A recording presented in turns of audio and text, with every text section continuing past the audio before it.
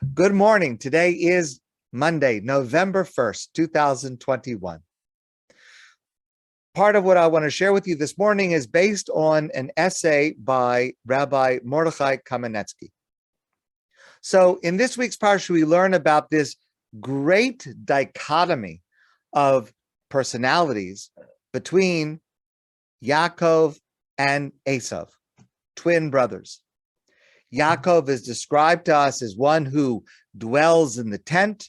We understand is spiritual, studies, and Esav is one who dwells outside, an outdoors person, a person who hunts, a person who is involved in the physical world. Well, it's a little hard to understand how two such different personalities can emerge from the same person, from the same parents, and at the same moment, and diverge so widely in character.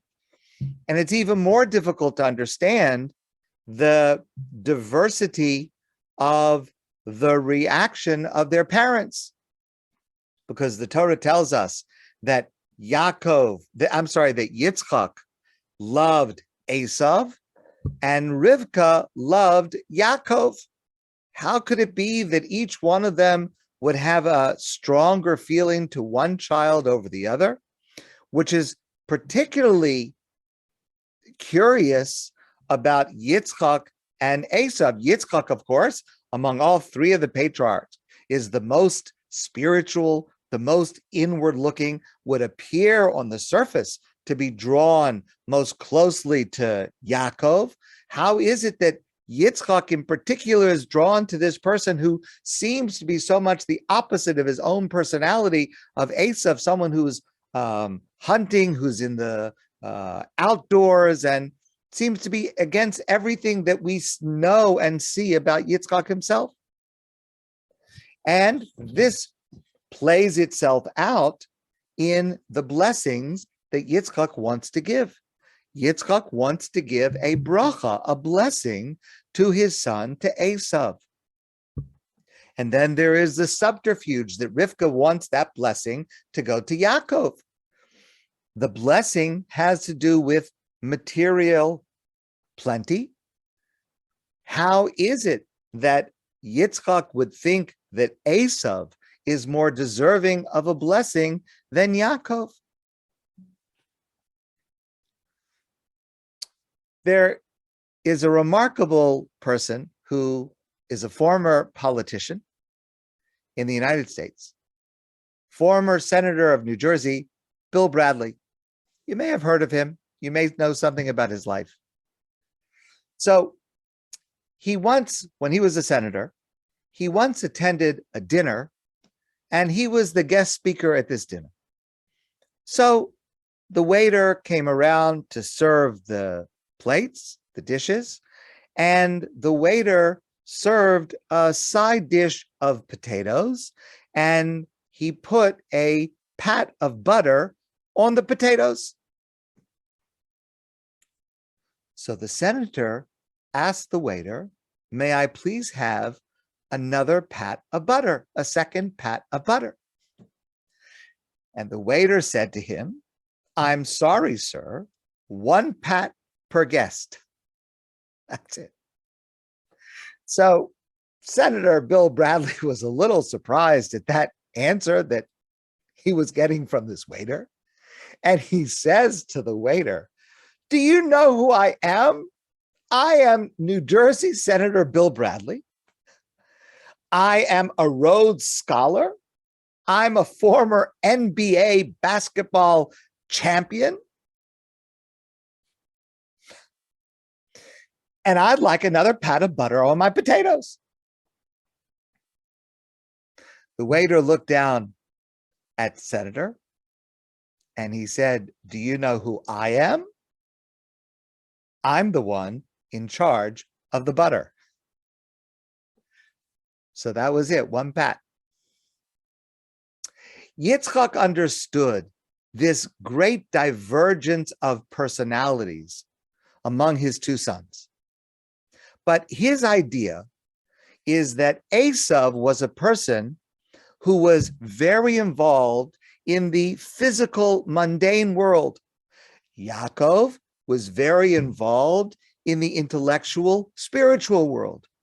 And Yitzchak felt that the best plan would be that Esav would get the blessing of material plenty, and he would then be able to share it with Yaakov, so that Yaakov would be able to pursue spiritual pursuits, but his physical needs would be taken care of.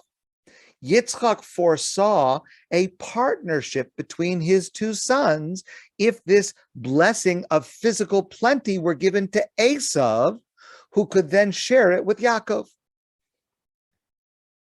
Rivka understood that that plan would not work. Rivka understood the enmity between Esav and Yaakov, and she was worried that if Yaakov pursued spiritual, intellectual pursuits, but did not have his own control, his own say over his pat of butter, that he would have trouble supporting himself, because she was worried that Esav would not provide Yaakov what he needed. And therefore, Rivka saw to it that Yaakov should receive that blessing of physical, mundane plenty, so that he would be able to pursue the pursuits that were at the core of his being, of the spiritual and the intellectual. Rivka's vision appears to carry the day. And in fact, we find this concept much later in Jewish history, in the Mishnah, in Pirkei Avos, where our rabbis say, Im ein kemach, ein Torah. If there is no food, there's no Torah. Meaning, we want to pursue spiritual pursuits. We want to pursue the service of God, but you have to be able to eat. You have to be able to provide yourself. So there needs to be a combination.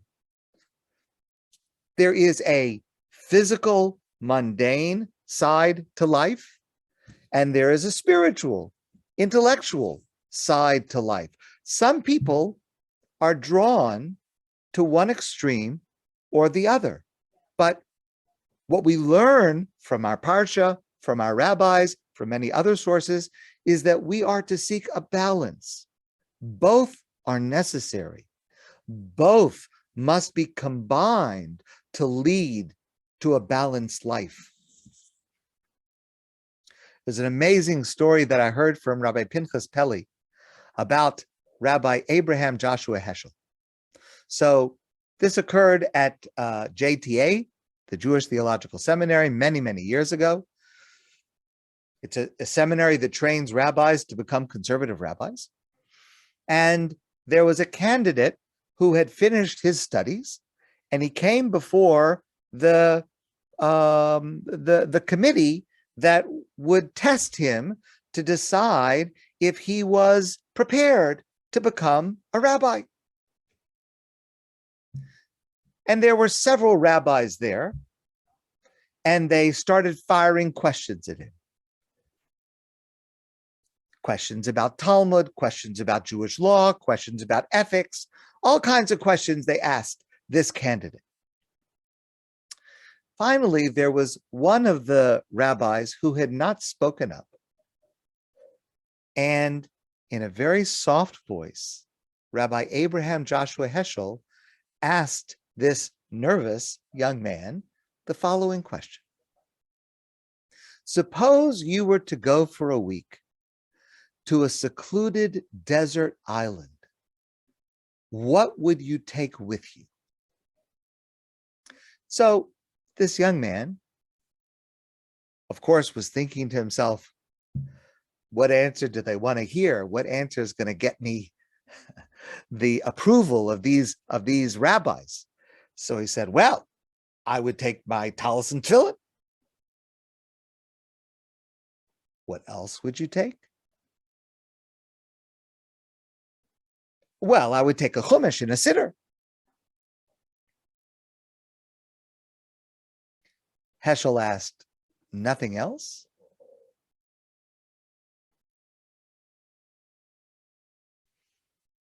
And the young man was trying to think to himself, what answer is he looking for? What am I supposed to say here? And at that point, Heschel looked at this young man and he said, all the things you mentioned are very important. But above all, I think you should not forget to take a few sandwiches and a sweater. This is what Rivka understood and what Rivka teaches us. We should spend as much time as we possibly can studying Torah, engaged in prayer, serving God. But when we go out, we should make sure we have a sandwich and a sweater. My friends, I want to wish you a great day. And I look forward to seeing all of you soon in person.